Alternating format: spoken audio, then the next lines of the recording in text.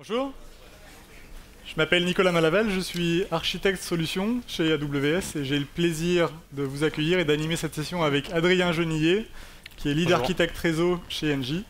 Il paraît qu'il y a son fan club dans la salle, en tout cas il y a pas mal de monde d'Engie.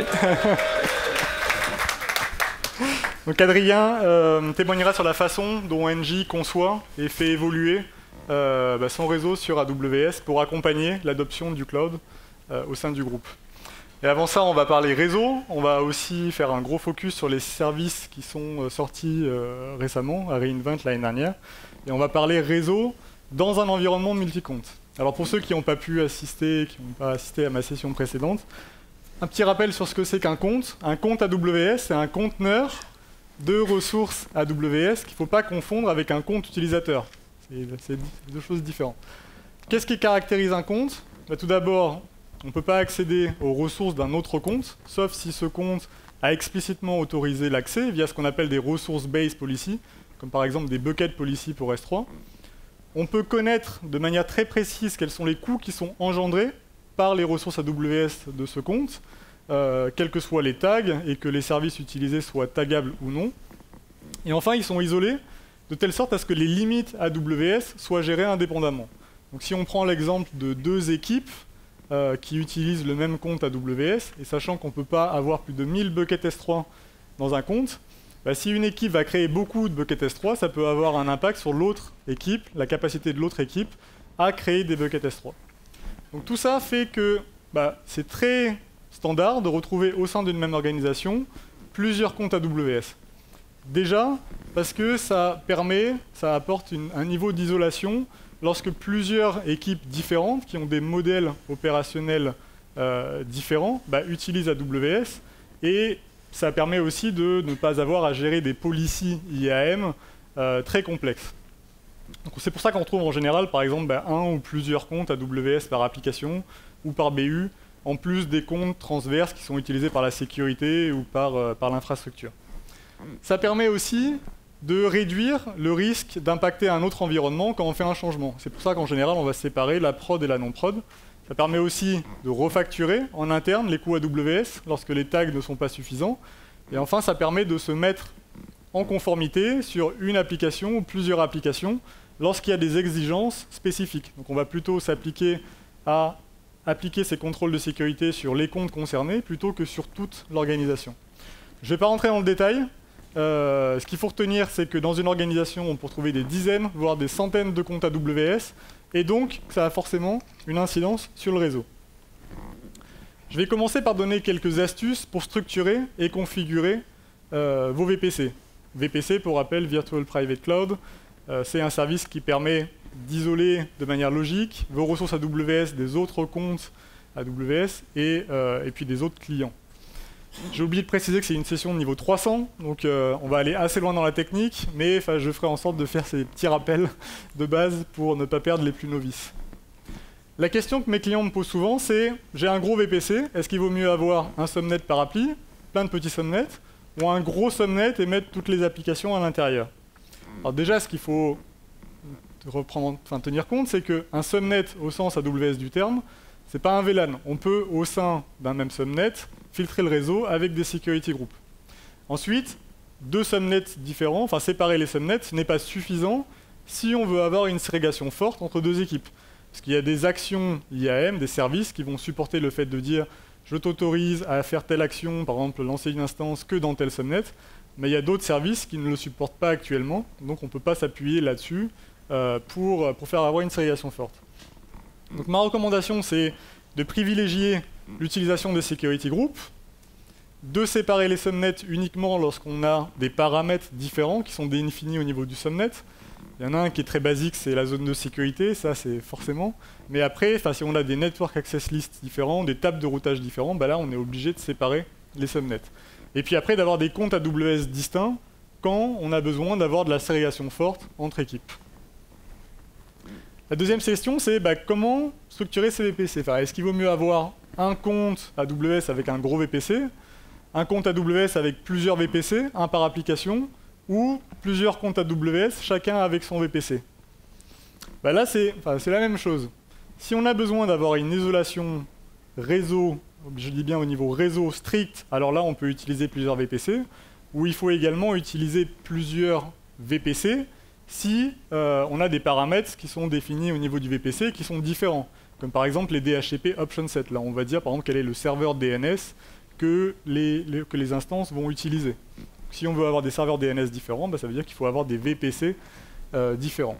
Mais après, si vous avez besoin de ségrégation forte, et pour les mêmes raisons que précédemment, bah, il faut utiliser des comptes AWS séparés, et là, on a un VPC dans chaque compte. Donc il y a des clients qui nous ont dit, moi j'ai besoin d'avoir ce niveau de ségrégation forte, mais je ne veux pas m'embêter à gérer des centaines, voire des milliers de VPC.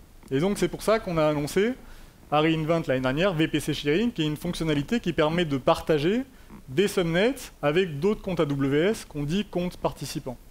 Donc les participants ont la possibilité de créer des ressources VPC, créer des security groups dans ces subnets, sans voir ce que les autres participants font, et sans même que le propriétaire du VPC puisse voir ces ressources. La gestion du VPC, elle est faite par le propriétaire du VPC. Donc quand je dis gestion de VPC, c'est l'étape de routage, les network access list. Et ça, en général, c'est une équipe réseau. Et on peut donc gérer le réseau de manière centralisée et aussi simplifier la connectivité, parce que je vais centraliser mes VPN, je vais centraliser mes direct connect. Et puis ça permet donc d'avoir cette segmentation. Donc maintenant qu'on a des VPC, bah, il va falloir les connecter entre eux, il va falloir les connecter au réseau d'entreprise. Donc quand on dit connecter des réseaux entre eux, bah, on parle souvent, ce qui vient en tête, c'est VPC peering. C'est, on va dire, la solution historique dessus. Donc VPC peering, c'est faire en sorte d'avoir une connexion point à point entre deux VPC, qui soient de la même région ou non, qui soient de comptes AWS différents ou non, sans limitation de bande passante. Et on a également la possibilité de référencer des security groups qui sont dans un autre VPC. Donc par exemple, si je dis bah, j'autorise le trafic uniquement venant des instances qui sont dans tel security group de tel VPC, c'est possible avec VPC peering. Par contre, VPC peering ne supporte pas ce qu'on appelle le routage transitif. Donc, si je veux connecter les VPC entre eux, et routage transitif, c'est être capable de rebondir sur un VPC pour accéder à une autre destination. Donc, il faut connecter tous les VPC qui doivent communiquer entre eux. Ensuite, si je veux connecter les VPC au réseau d'entreprise, là j'ai plusieurs solutions. La première, c'est VPN, c'est utiliser le service VPN site à site managé d'AWS. Et donc je vais tirer une connexion IPsec entre AWS et un routeur qui est dans un data center chez vous. Donc c'est une connexion à travers Internet, il y a 2 tunnels pour avoir de la haute disponibilité, et je ne peux pas dépasser 1,25 gigabits maximum par VPN, par connexion VPN. Puisqu'on n'a pas de routage transitif, ça veut dire qu'à chaque fois que je dois connecter un VPC, je dois créer une nouvelle connexion VPN. Ensuite, si on a besoin d'avoir une connexion fiable et performante, là on peut utiliser un service qu'on appelle Direct Connect. Il y a plusieurs façons de consommer Direct Connect. La première, c'est ce qu'on appelle les hosted connections. Donc là, il faut travailler avec un partenaire. On ne peut pas directement, nous, mettre en place une hosted connection. Et c'est un partenaire qui a déjà établi des connexions physiques entre AWS et son réseau. Et le partenaire vient créer une connexion virtuelle avec une bande passante définie entre 50 et 10 gigabits. Avant, c'était 500 mégabits. On a annoncé il y a eu 1 semaine ou 2 semaines qu'on était passé à 10 gigabits. Et donc on a une connexion virtuelle qui apparaît sur notre compte et je peux avoir une VIF, une Virtual Interface, sur laquelle je peux brancher un VPC. Après on peut avoir une connexion dédiée de 10 gigabits, voire plus si je fais de l'agrégation de liens, entre AWS et son réseau, soit directement, si j'ai des équipements réseau dans un emplacement de Direct Connect, soit via un partenaire. Là je peux avoir jusqu'à 50 VIF par connexion et donc 50 VPC que je vais connecter. Ensuite, on a annoncé Direct Connect Gateway. Donc là, c'est un service, c'est une fonctionnalité qui permet, à partir d'une VIF, qu'elles viennent soit des hosted connections, soit des dedicated connections, mais à partir d'une VIF, de pouvoir brancher plusieurs VPC qui viennent de multi-régions, donc dans un même compte. Et puis, on a annoncé la semaine dernière qu'on supportait maintenant le multi-compte en Direct Connect Gateway. Donc ça facilite le passage à l'échelle, parce que je ne suis plus forcément limité à mon nombre de VPC maximum par connexion. Et enfin, il y a la public VIF, donc qui permet de router le trafic Internet entre son réseau et AWS et une région AWS par l'intermédiaire de la Direct Connect. Et au-dessus de cette public vif, je peux aller monter des connexions VPN comme on a vu avant. Et ça permet notamment d'aller chiffrer le trafic, chose que ne fait pas un Direct Connect. Toutes ces solutions-là, c'est des solutions, enfin VPN et Direct Connect, c'est des solutions de connexion site à site. Donc ça implique que l'utilisateur il soit déjà sur ce site ou qu'il soit connecté au réseau d'entreprise, avec par exemple du point à site. Et c'est pour ça qu'on a annoncé à reInvent le service Client VPN qui permet de faciliter la mise en place de ces connexions point à site. Et les utilisateurs peuvent utiliser ce service pour se connecter à des VPC via un client OpenVPN. Donc les clients s'authentifient soit avec Active Directory, soit avec des certificats. Et on peut utiliser aussi des règles d'accès qui vont dire, par exemple, tel groupe AD ne peut accéder qu'à tel sous-réseau dans mon VPC. Donc si je résume, on a des comptes, chaque compte a son VPC. Il a fallu les connecter entre eux avec du VPC peering. Là, dans ce cas-là, je suis en full mesh. Et puis, en plus, j'ai des connexions de VPN, Direct Connect, qui vont vers mes différents VPC. Et les clients nous ont dit, c'est compliqué, c'est difficile de passer à l'échelle. Déjà, il y a des limites. Par exemple, on peut avoir plus de 125 VPC qui sont peerés avec un même VPC. Et puis, faire du full mesh avec 200 comptes, ça commence à être assez compliqué. Donc c'est pour ça qu'en solution transitoire, on a sorti la solution Transit VPC, qui est une solution développée en collaboration avec des éditeurs. D'abord Cisco, et puis après, il y a eu Aviatrix, Jupyter notamment. Et donc, le principe est simple. On a des appliances virtuelles qui tournent sur EC2, dans un VPC dit Transit VPC. On vient établir des connexions VPN entre ces appliances, donc des VPN managés, et les différents VPC. On utilise BGP pour faire tout le routage dynamique et un peu de scripting pour automatiser tout ça. Le problème, c'est qu'on a toujours une limite à 1,25 gigabits par seconde. Il y a des limites qui sont inhérentes à EC2. On ne va pas avoir une instance... par exemple, sur une famille M4, C4, on ne va pas monter au-delà des 3 gigabits par seconde de bande passante processée. Et puis, il y a une instance à manager. Et il y a un coût d'entrée qui est pas négligeable.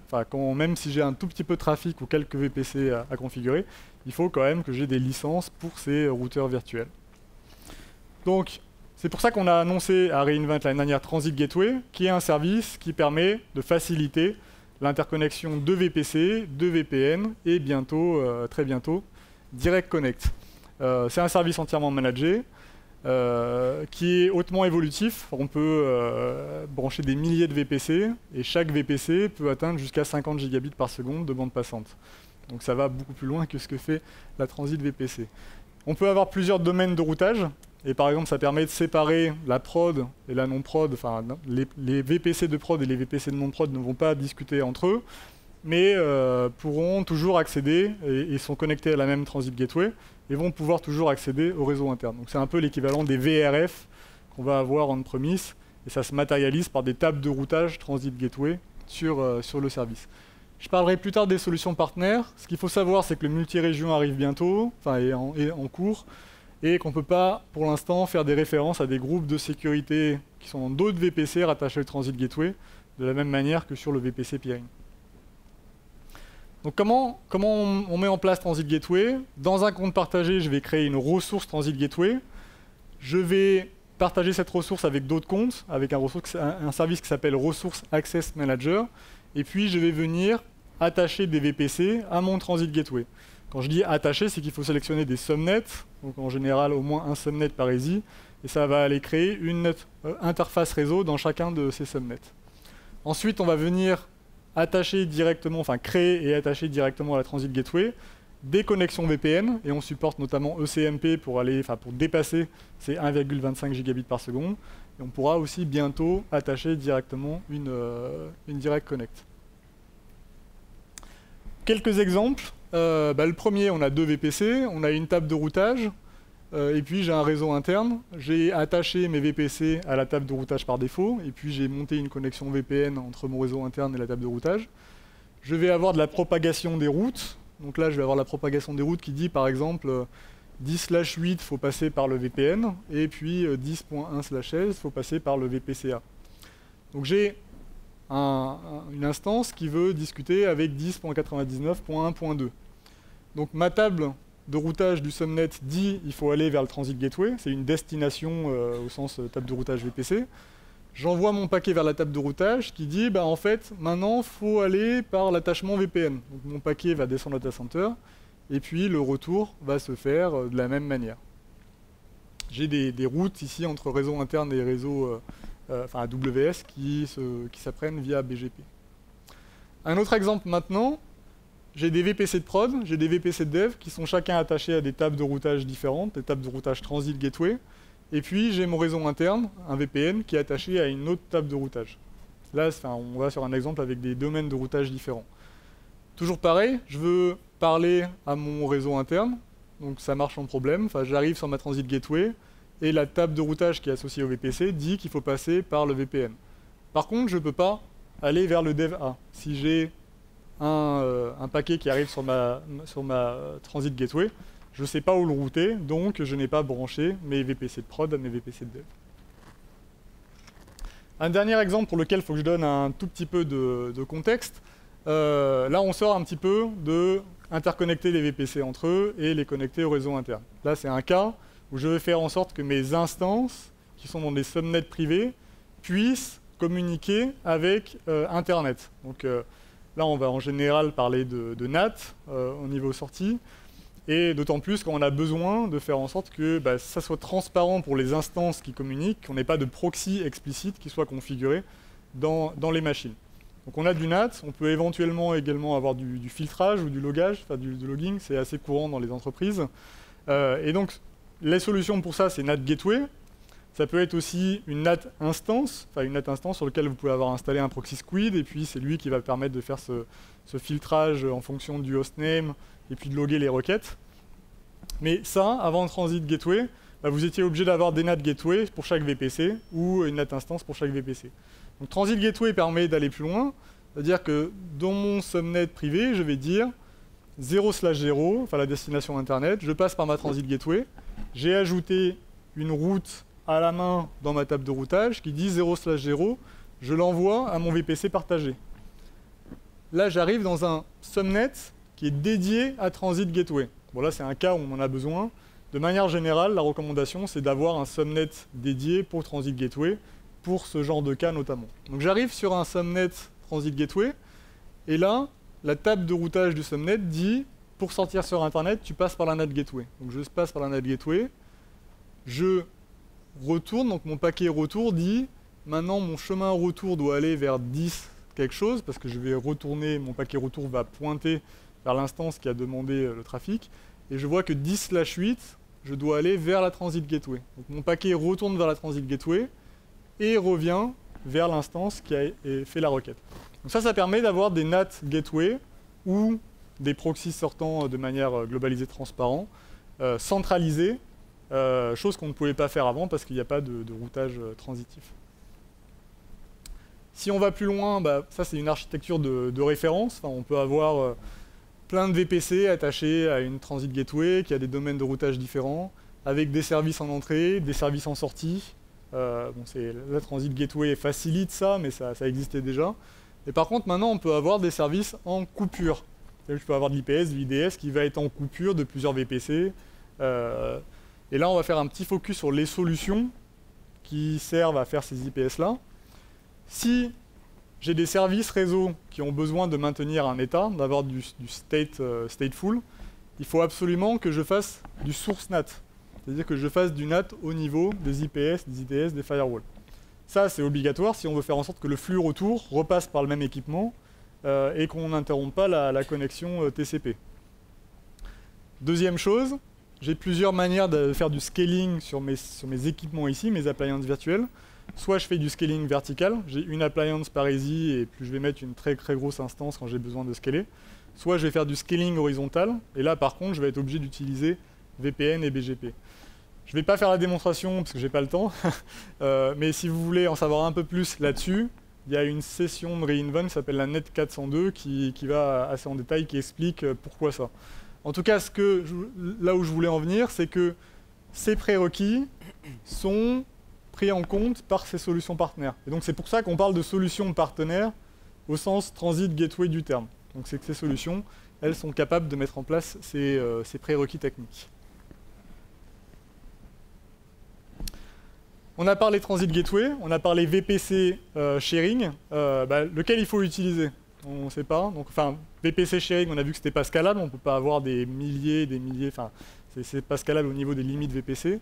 Et puis, et notamment parce qu'on a des limites qui sont inhérentes à VPC et qui sont partagées entre tous les participants.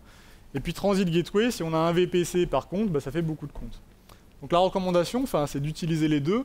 On peut très bien avoir des VPC qui sont un peu des VPC hub, un par entité ou un par BU, qui eux-mêmes sont partagés avec d'autres comptes applicatifs, par exemple, avec VPC sharing, et on relie tous ces VPC entre eux avec Transit Gateway, et ça permet aussi de les connecter au réseau interne.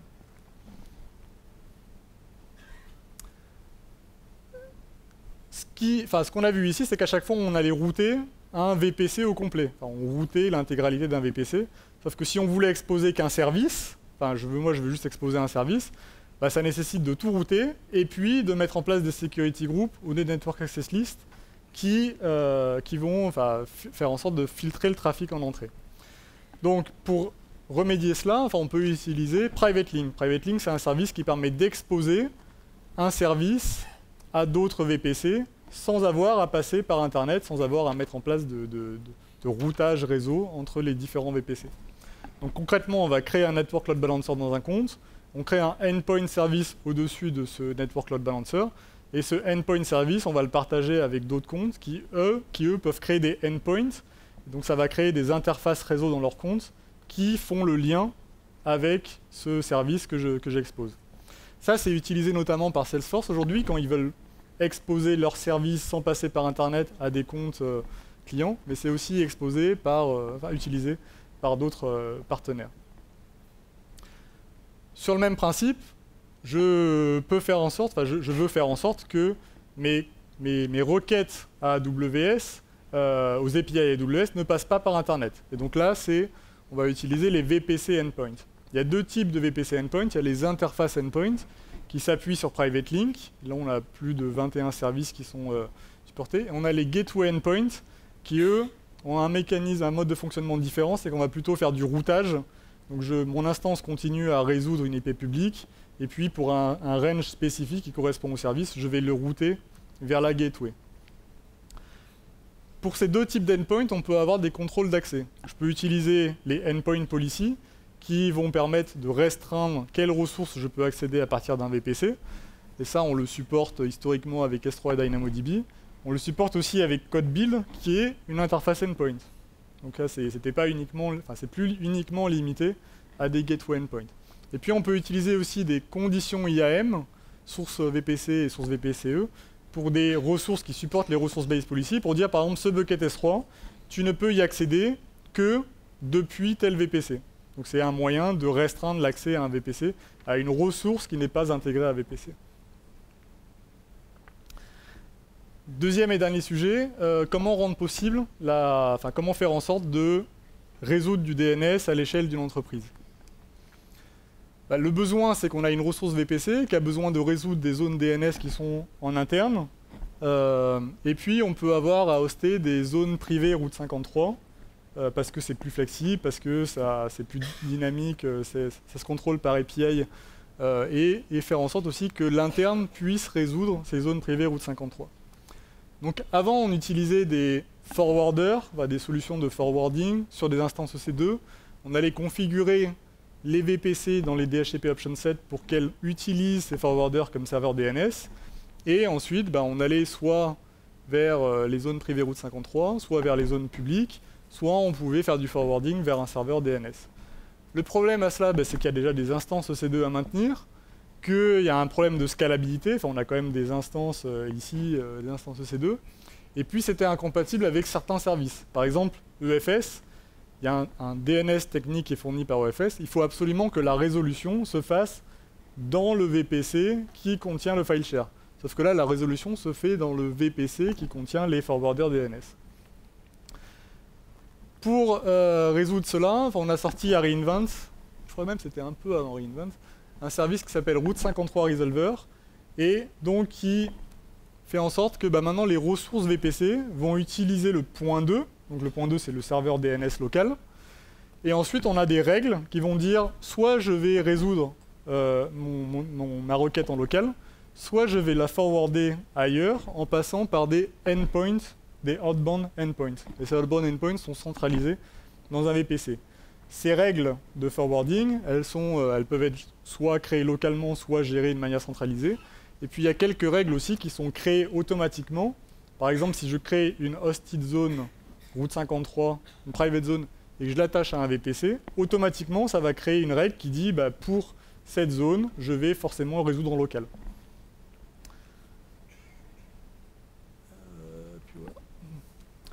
Ce qu'il faut retenir, avant de laisser la main à Adrien, c'est que les services réseau, ils évoluent en permanence. Enfin, on a vu, il y a plein d'évolutions qui sont faites, et c'est impossible de savoir qu'est-ce qui va arriver. Donc, le réseau n'est plus un truc en build and forget. Il faut constamment itérer, il faut rester au courant des nouveautés. Il faut prendre ça comme une opportunité. Enfin, c'est pas une contrainte de dire AWS a encore sorti un service, il va falloir que j'utilise. Enfin, c'est à vous d'en prendre ça, de faire ça une opportunité. Il faut faire simple, ça sert à rien. Enfin, s'il y a une solution qui correspond à un besoin précis, ça sert à rien de la généraliser. Enfin, il faut faites simple et puis réduisez la complexité uniquement à un sous-périmètre. Et puis faites en sorte d'expérimenter, tester. Innover aussi, le réseau maintenant, on sait utiliser des services AWS au même titre que notre application. Donc vous pouvez innover, tester, il suffit juste de créer un transit gateway par exemple, de la connecter. Et c'est beaucoup plus facile d'innover sur AWS que d'innover avec du réseau on-premise. Merci, je laisse la main.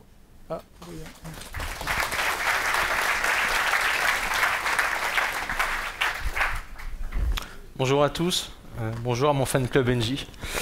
Alors je vais essayer d'illustrer un petit peu ce qu'a présenté Nicolas avec ce qu'on a implémenté chez NJ et ce qu'on compte implémenter.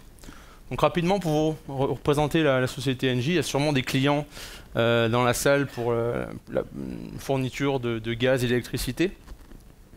NJ a entamé il y a maintenant 3 ans sa transition énergétique.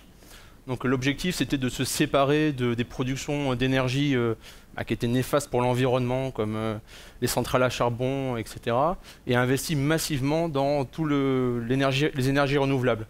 Donc des parcs éoliens, des centrales photovoltaïques, et puis des nouvelles technologies comme l'hydrogène pour stocker ces nouvelles énergies. En 3 ans, le pari a été réussi, puisqu'Engie a réduit de plus de 50% ses émissions de carbone, tout en étant encore plus profitable que les 3 ans auparavant. Il faut savoir que si vous êtes client d'Engie, vous consommez une énergie 2 fois plus verte aujourd'hui qu'il y a 3 ans. Moins cher, j'imagine. Suite à ce succès-là, Engie maintenant vient d'annoncer sa nouvelle stratégie. Donc c'est en fait juste pour aller plus loin vers la transition énergétique, mais s'adresser maintenant directement à des entreprises et à des collectivités, donc des villes et des régions. Aujourd'hui, de plus en plus, ces entreprises, elles ont conscience de l'écologie. Alors ça peut être poussé par le marché, ça peut être poussé par les clients, les collaborateurs. Et donc maintenant, les entreprises viennent voir Engie en disant voilà, mon électricité, mon énergie, je veux savoir d'où elle vient, je veux qu'elle soit verte. Il faut que vous m'assuriez que je suis conforme et que mon énergie soit verte. Donc c'est une nouvelle ambition d'Engie. Donc je vais prendre un exemple qui va être un petit peu parlant. Là, Engie vient de gagner un contrat avec un des plus gros campus universitaires aux US. Donc c'est 100 000 personnes, c'est 500 bâtiments, donc c'est presque une ville en fait. Et donc c'est un contrat de 50 ans, donc le campus s'engage sur 50 ans, et Engie sur ces 50 ans-là va lui fournir son énergie, donc zéro carbone, c'est-à-dire aucun impact sur l'environnement, tout en assurant une baisse de consommation de l'énergie. Donc pour faire tout ça, il y a beaucoup d'investissements, donc là c'est plus d'1 milliard pour les US, et donc Engie va prendre en charge l'intégralité du financement. Donc sur 50 ans on est un peu plus large, et donc au final c'est gagnant-gagnant, puisque ce campus-là va avoir une énergie produite en partie localement sur le site, avec des panneaux solaires, les éoliennes, etc. Va consommer mieux son énergie, et en plus va payer moins cher. C'est vraiment une nouvelle stratégie d'Engie. En termes de chiffres, aujourd'hui Engie est présent sur 70 pays, c'est une grande entreprise, mais le focus va plutôt se faire sur 20 pays qui sont des bons clients d'Engie, qu'on connaît bien, et on sait qu'il y a des fortes potentiels de croissance. Ça concerne 30 zones urbaines à peu près, 500 entreprises dans le monde, et aujourd'hui on a à peu près 160 000 collaborateurs Engie, pour vous donner une idée. Un petit focus sur l'organisation, parce qu'on a parlé de multi-account, etc. Et donc, il faut se mettre dans le contexte d'Engie. Engie est une organisation complètement décentralisée. Donc, l'objectif, c'est au plus près des clients, mais ça a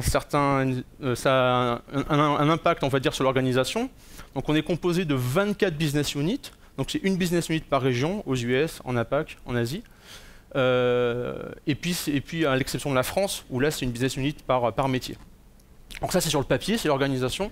Mais en fait, quand on rentre un peu plus dans le détail, dans le concret, en fait, c'est 150 entités qui existent chez Engie. Et chacune de ces entités-là a une IT.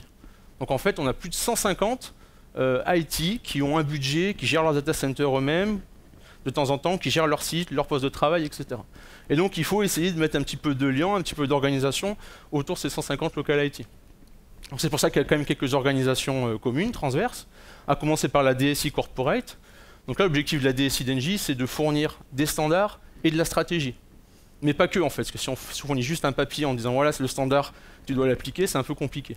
Donc si on prend l'exemple, par exemple, de la WS et du cloud, il y a 3 ans, la DSI a dit maintenant c'est Cloud First. Donc Cloud First, c'est un slogan pour dire toute nouvelle application chez Engie, on va d'abord devoir étudier la faisabilité dans le cloud avant de la mettre on-premise. Donc c'est bien, c'est une stratégie qui est ambitieuse, mais à côté de ça, elle a créé une entité spéciale, une task force, qu'elle appelle le CCOE, donc c'est un centre de compétences, et donc c'est des gens, c'est des spécialistes du cloud, qui vont être vraiment un vecteur d'accélération pour l'adoption du cloud, et donc ils vont accompagner ces différentes localités dans le monde pour leur transformation vers le cloud. On a aussi Engie IT, qui est un opérateur interne, donc Engie IT va gérer une partie du réseau, des data centers, des DBC, de ces différentes local IT. Et puis on a Engie Digital, qui va être cette fois-ci un centre de compétences, mais pour développer, pour faire de l'application du software. Une petite vision super macro du réseau d'Engie, pour vous expliquer un petit peu, pour l'instant aujourd'hui, où est-ce qu'on s'intègre sur AWS. Donc aujourd'hui, les data centers d'Engie Group, il y en a 2, représentés en rouge, un à Paris, un à Bruxelles. Et donc les initiatives au début de connexion d'AWS, c'était pour des besoins groupes. Donc le premier gros projet qui est arrivé, c'est SAP Finance d'Engie, qui est parti dans AWS, et puis plein d'autres initiatives cloud natif. Et donc pour répondre à ces besoins de connectivité vers ces applications groupes, c'est vrai que les travaux que je vais vous présenter après sont surtout pour l'instant centralisés autour du data center de Paris. À côté de ça, en plus du data center du groupe, on sort d'un projet là de 2 ans qui a permis d'avoir un backbone à plat mondial qui va justement interconnecter tous les data centers ou les hub réseaux de ces 150 local IT. Donc tout le monde maintenant est directement connecté entre eux. Et on retrouve, à côté de ça, ces local IT, elles ont des initiatives aussi, elles ont droit. Donc elles ont fait quelques connexions vers AWS en Espagne, aux US, en Asie. Mais c'est surtout pour l'instant des VPN. On va rentrer un peu plus dans le concret. Donc nos premières connexions vers AWS, ça date de 2016. Donc là, à l'époque 2016, les besoins n'étaient pas vraiment très clairs. On n'avait pas forcément une préférence pour un cloud plutôt qu'un autre. Et puis il faut le dire, les compétences pour ces nouvelles technologies de raccordement, on était encore assez faibles. Donc on a fait le choix de partir avec un opérateur classique, français, qui connectait déjà nos sites, qui connectait déjà des sites Engie et qui nous avait proposé de connecter, en plus de ces sites Engie, directement des VPC. Donc ça nous a permis finalement, avec assez peu d'efforts, de connecter, d'avoir des premières connexions privées vers AWS, performantes. Donc ça a permis de vraiment se lancer dans le cloud. Les challenges, mais il y en a un qui est vraiment sur lequel je vais appuyer, parce que c'est pas associé généralement à l'agilité du cloud, c'est que pour construire une nouvelle connexion, donc une nouvelle VIF, il fallait 4 à 6 semaines. Pourquoi? Parce qu'en s'appuyant sur un backbone legacy MPLS, il fallait configurer de la VRF, configurer des choses manuellement, faire des opérations. Et donc forcément, quand un nouveau service, une nouvelle application, une entité vient nous voir et qu'on dit non, il faut attendre 4 semaines pour ta connexion, c'est compliqué. En plus du coût de run qui était assez élevé. Alors il y avait le build, et en plus il y avait une deuxième chose qui était aussi problématique en termes d'agilité, c'est que vu le coût de ces connexions-là, on partait sur des petites bandes passantes. Donc on partait sur 50 mégas pour commencer. Et puis les besoins arrivaient, les usages arrivaient, ils revenaient en disant non, maintenant j'ai 100 mégas, 200 mégas. Et donc même pour augmenter la bande passante, il fallait aussi attendre quelques semaines. Donc il a fallu passer sur un modèle un peu plus agile. C'est pour ça qu'en 2017, on a migré vers une solution que nous proposait notre hébergeur. Donc nos data centers à Paris sont chez un gros hébergeur qui proposait en fait un service un peu SDN, dans le sens où une fois qu'on se connectait sur les switches de cet hébergeur-là, on avait un portail, on était complètement autonome, et ce portail-là faisait du self-provisioning pour automatiquement déployer ces connexions-là. Donc là, le pari était plutôt réussi, parce que c'est pas écrit, mais on était passé d'un délai de 4 à 6 semaines à 10 minutes. On était mieux déjà. On avait réduit les coûts de build, et bon, les coûts de run étaient relativement élevés, mais quand même un petit peu moins élevés. Donc là, ça a bien tenu, jusqu'à l'arrivée des grosses applications comme SAP Finance dont j'ai parlé, et une limite alors qui existait en 2017, qui n'existe plus aujourd'hui, qui était la limite de 500 mégas par vif. On sentait bien que potentiellement ça pourrait poser un problème bientôt, cette limite de 500 mégas. Donc c'est pour ça qu'en 2018, on a de nouveau migré sur une autre solution. Donc cette fois-ci, on est notre propre opérateur, on va dire, dans le sens où on a tiré des fibres directement depuis nos data centers, depuis nos routeurs, vers les POP AWS à Paris. Donc on est connecté sur Equinix et Telehouse. Il a fallu en plus, Nicolas en a parlé, de passer par la Direct Connect Gateway. Alors pourquoi on est passé par la Direct Connect Gateway? C'était pas forcément pour connecter différents VPC, c'est parce qu'en fait c'était le moyen de connecter le multi-région. Parce que nos Direct Connect arrivaient dans les POP de Paris, nos ressources étaient à Dublin, et donc pour passer de Paris à Dublin, eh ben, on avait besoin de passer par la Direct Connect Gateway. Donc c'est aujourd'hui, pour l'instant, à Paris, notre connexion vers AWS, on a 24 ou 25 VIF, je crois. C'est aujourd'hui l'état actuel de la connexion. On va encore faire mieux, parce qu'AWS, tous les ans, nous sortent des nouvelles solutions, donc il faut s'adapter tous les ans. Et donc, on a 3 axes d'amélioration. Et ces 3 axes d'amélioration, elles tournent toujours autour de la Transit Gateway. Donc la première amélioration, c'est de dire voilà, le Direct Connect, la Direct Connect Gateway, c'est super, on arrive vraiment à connecter le monde du on-prem avec le monde d'Amazon. Sauf qu'on ne gère pas donc ça c'est le nord-sud, on ne gère pas le est-ouest. On ne gère pas les connexions là inter-VPC aujourd'hui. Alors il y a un mix de plein de trucs. Alors il y a du VPC peering, mais on ne sait pas exactement qui pire avec quoi. Et puis sinon, il y a aussi des allers-retours sur le on-prem. Donc le jour où on a un problème sur un data center de Paris, elle expliquait que les VPC ne peuvent pas discuter entre eux, c'est un peu compliqué. Donc là, grâce à la Transit Gateway, Nicolas l'a expliqué techniquement, on va greffer nos Direct Connect, nos VPC, et on va pouvoir gérer à la fois le nord-sud et le est-ouest. Deuxième axe d'amélioration. On est encore aujourd'hui, avec ces 25 VIF, dans une garantie de bande passante. C'est-à-dire que quand une nouvelle entité a besoin d'une nouvelle connexion, on lui dit voilà, tu veux combien? 50, 100, 200 mégas, et ta bande passante, elle est garantie. Ce qui n'est pas forcément un super modèle, parce qu'il y a toujours des besoins de transférer, des fois, d'avoir du burst de trafic, et donc c'est une limite dont on veut sortir. Donc là, l'idée, grâce à la Transit Gateway, c'est de ne plus avoir 25 VIF avec chacun sa bande passante, mais une seule VIF de 10 gigas. Et donc tout le monde est sur ce 10 gigas.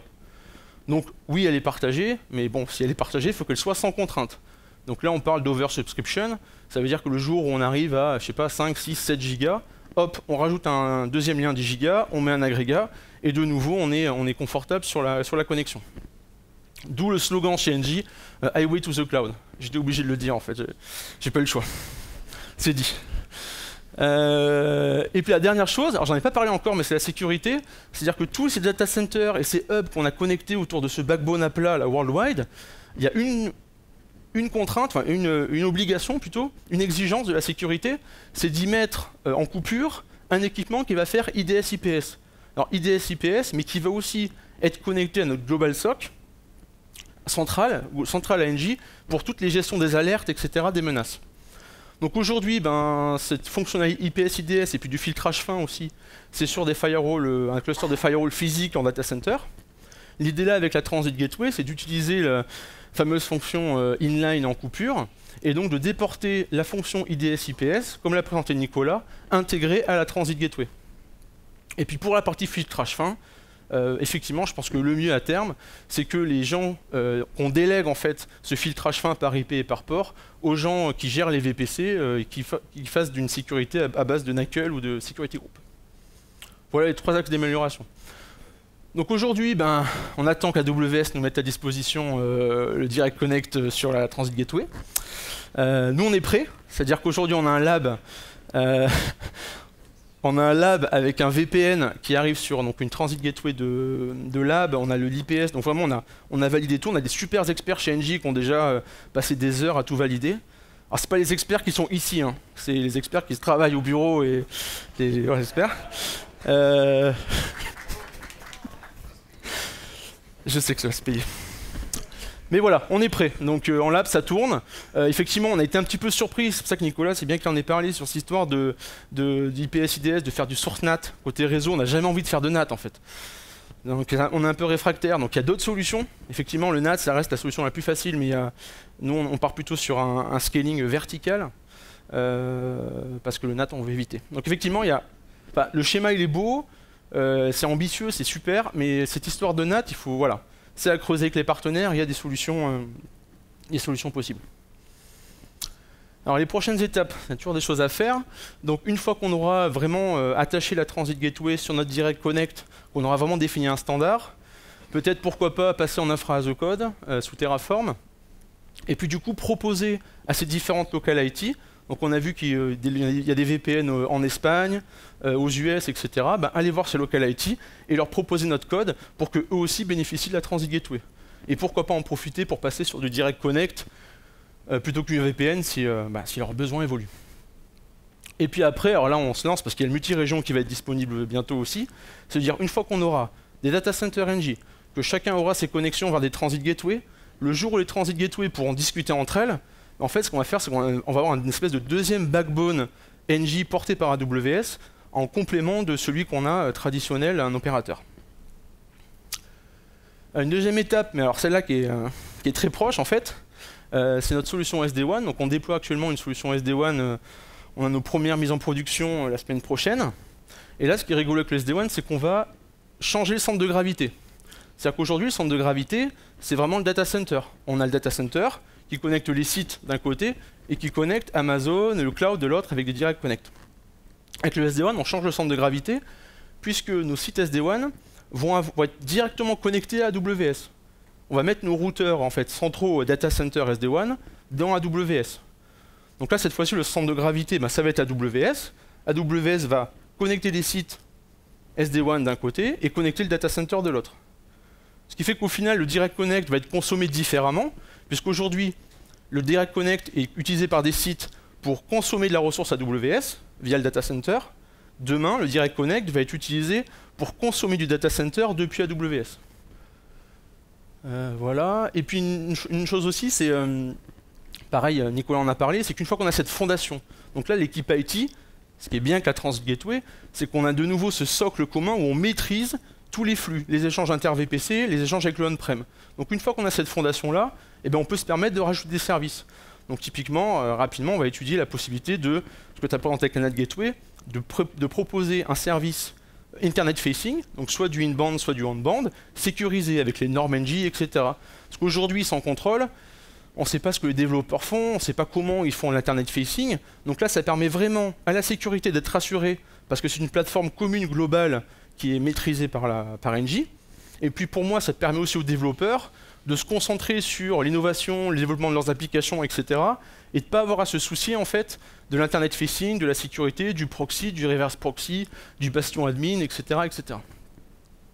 Donc on a vraiment beaucoup d'enjeux côté IT sur ces différents services.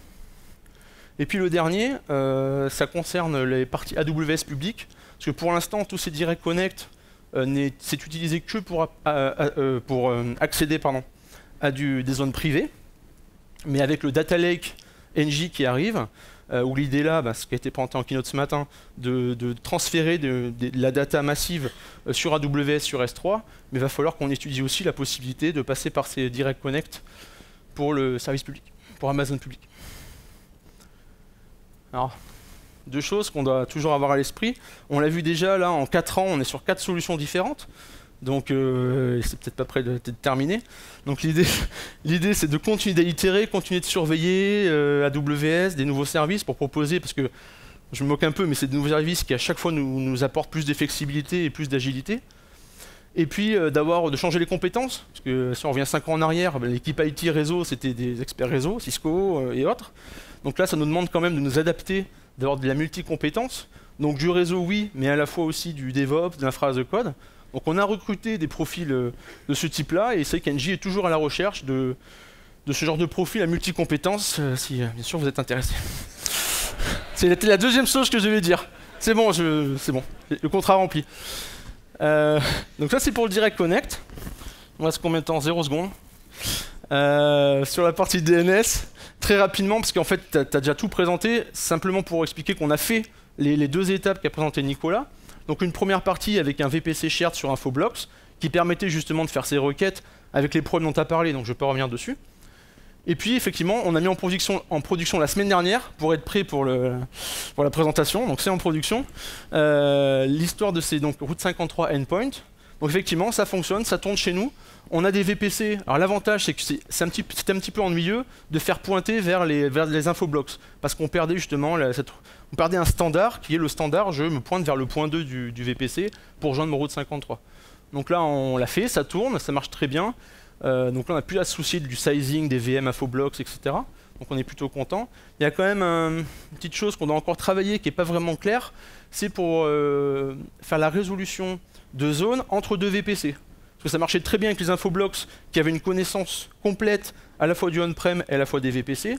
Là, on a fait une espèce d'unidirectionnel entre les VPC et le monde on-prem, mais du coup, on a perdu un petit peu de flexibilité entre les VPC. Donc il y a différentes solutions. On est en train d'étudier encore les cas d'usage, mais nous on se tourne plutôt vers le deuxième point là, qui est en fait de créer, donc c'est des API qui vont permettre d'autoriser des requêtes entre les routes 53. Donc je suis un VPC A, j'ai besoin de résoudre une zone qui est dans un VPC B, et ben je vais demander au VPC B, est-ce qu'on peut avoir cette relation de confiance, donc cette association, pour que dès maintenant, dès à présent, tes zones en fait route 53 sont dans mon route 53. Voilà, juste une dernière étape, c'est qu'on a parlé du DNS privé. On a aussi l'ambition chez Engie de migrer toutes nos zones publiques dans Route 53. Donc là, on parle de plus de 3000 zones, dont engie.com. Donc on a encore pas mal de choses à faire autour du DNS. Voilà, je vous remercie.